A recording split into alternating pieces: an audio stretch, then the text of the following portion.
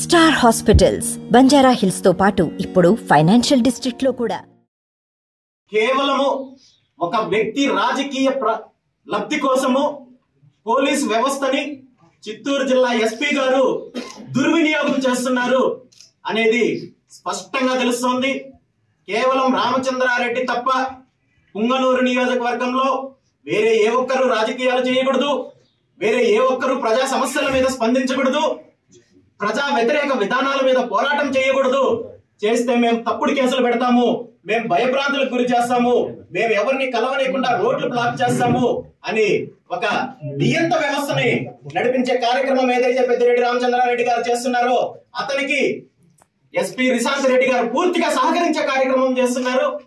నిజంగా ఎమ్మెల్యే పెద్దిరెడ్డి రామచంద్రారెడ్డి గారు పుంగనూరు నియోజకవర్గంలో రైతులను మోసం చేయనట్టయితే, ప్రాజెక్టుల పేరు చెప్పి రైతుల భూములు లాక్కొని వాళ్ళని నడి రోడ్డు మీదకి తీసుకురానట్టయితే, మీ డైరీ పేరు చెప్పి రైతులకి వేల మంది రైతులకి ఈరోజు ప్రతిరోజు వాళ్ళ కడుపులో మట్టి కొట్టి వాళ్ళకి అన్యాయం చేయనట్టయితే, నేను రైతు బేరీ కార్యక్రమం పెట్టుకుంటే మీకు వచ్చే ఇబ్బంది ఏమని చెప్పి నేను ఈ సందర్భంగా రామచంద్రారెడ్డి గారిని ప్రశ్నిస్తున్నాను.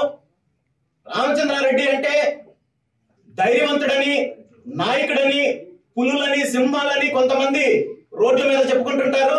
నేను ఒక్కటే చెప్తున్నాను, పెద్దిరెడ్డి రామచంద్రారెడ్డి అంత పిరికి పొంద నాయకుడు ఈ నియోజకవర్గం, ఈ జిల్లా కాదు రాష్ట్రంలో ఎక్కడ ఉండరనేది ఈ రోజు స్పష్టమైంది.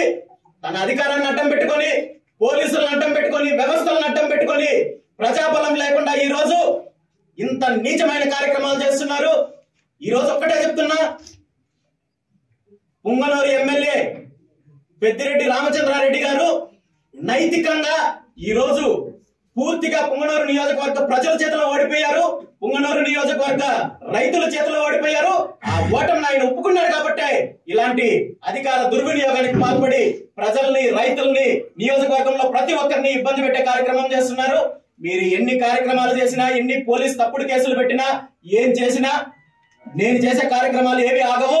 ఇప్పటికిప్పుడు మీరు ఇంటిమేషన్ ఇచ్చినంత మాత్రాన ఇక్కడ రైతులను ఇబ్బంది పెట్టే కార్యక్రమము చేయాలనుకుంటే దానికి మేము ఒప్పుకునే ప్రసక్తే లేదు. మేము చేయాలనుకున్న కార్యక్రమాలు ప్రతిదీ చేస్తాము. మరిన్ని వీడియోస్ కోసం ఛానల్ ని సబ్స్క్రైబ్ చేయండి, లేటెస్ట్ అప్డేట్స్ కోసం వాట్సాప్ ఛానల్ ని ఫాలో చేయండి అండ్ లింక్ డిస్క్రిప్షన్ లో ఉంది.